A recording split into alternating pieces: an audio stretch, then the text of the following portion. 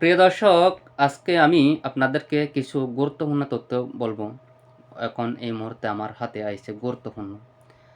সম্প্রতি কিছুদিন আগে জামায়াতর টুইটার হ্যাক হয়ে গেছিল এবং তারপরে বিএনপি অপপ্রচার শুরু করতেছে। এখন ঠিক কীভাবে কে হ্যাক করছে এখন আমি আপনাদেরকে বলবো। আর দ্বিতীয়ত হইছে কক্সবাজারও ৩ আসনের যে একজন বিএনপির প্রার্থী বলতেছে কি যে আমরা মধ্যবর্তী এই নির্বাচনের শেষে মধ্যবর্তী ২-৩ বছর পরে আরেকটা নির্বাচন করব, যেহেতু আওয়ামী লীগ যেন সাথে থাকতে পারে। দেখেন, যে একটা প্রথমটা আমি আপনাদেরকে বলি যে জামায়াত আমির টুইটারটা হ্যাক হয়েছে।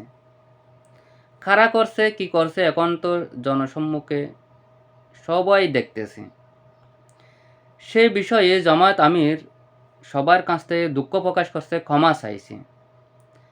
সে ধরে নিলাম সে এই টুইটটা করছে। কেন করছে, কেন করবে? যে একটা ধরে নিলাম আপনার কথা একদম সঠিক। তো সে একটা এখন নির্বাচনমুখী। আর ১ সপ্তাহ বাকি আছে নির্বাচনের দিন। এই এই কথা তো কোনোদিন বলার প্রশ্নই আসে না। একজন যদি মস্তিষ্ক জ্ঞানী মানুষ হয়, এটা বুঝতে হবে, এটা তো বলার প্রশ্নই আসে না।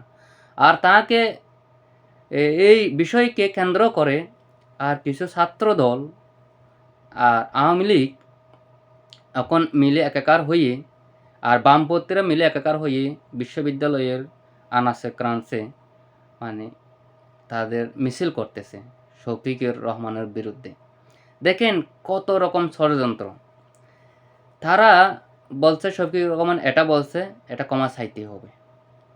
ঠিক আছে? এখন যে মিছিল করে না, যে বঙ্গভবনের একজন কর্মকর্তা মিডিয়া প্রোগ্রামের একজন কর্মকর্তা এই কাজটা করছে, তাকে ডিবি পুলিশ গ্রেপ্তার করছে।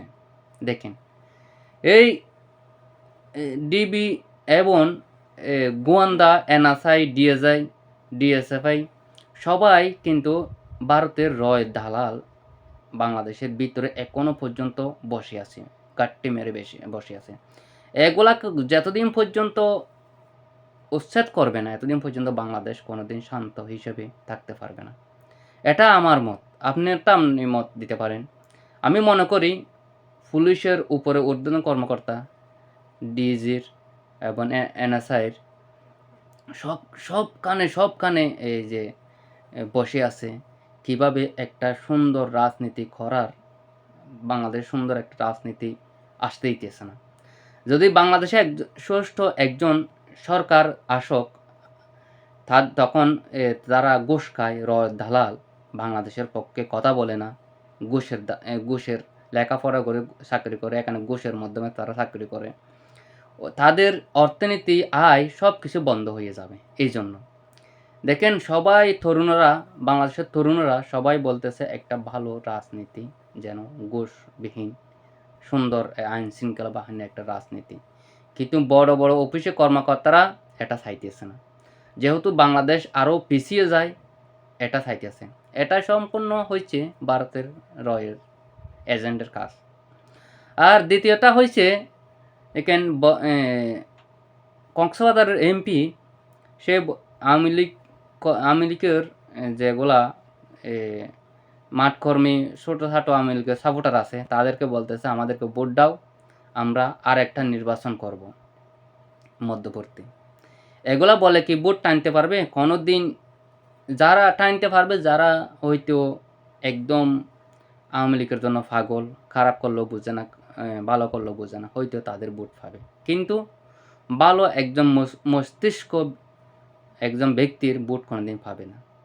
এগুলা বলে শুধু রাজনীতির ভোট টানার জন্য বলতেছে। এগুলা মিলে কিচ্ছু হবে না। এখন কি আর করব? এখন বিএনপি আর আওয়ামী লীগ এক হয়ে গেছে। আর জামাত আর সম্পূর্ণ দেশপন্থী, দেশের মায়া মমতা যাদের মনে আছে, তাদেরকে নিয়ে এক হয়েছে। হয়তো জানি না শেষ পর্যন্ত কে টিকতে পারবে। আমার মনে হয় জামায়াত এখানে যদি ফিল করে সম্পূর্ণ দায় গোয়েন্দা সংস্থার এবং কিছু র্যাবের ঊর্ধ্বতন কর্মকর্তার এবং সেনাবাহিনীর ঊর্ধ্বতন কর্মকর্তারা আজকে এগুলা করবে। ভালো একটা রাজনীতিবিদ বাংলাদেশে আসতে দিতে চায় না। যদি বাংলাদেশে একদম ভালো রাজনীতিবিদ আসে, তাদের তো সব দালালি, চাঁদাবাজ, দখলবাজ এগুলো সব বন্ধ করে দিবে। এই জন্য বন্ধুরা, তো প্রিয় দর্শক, সবাই ভালো থাকবেন। দ্বিতীয়ত আমি আপনাদেরকে আরও কিছু জানার চেষ্টা করব।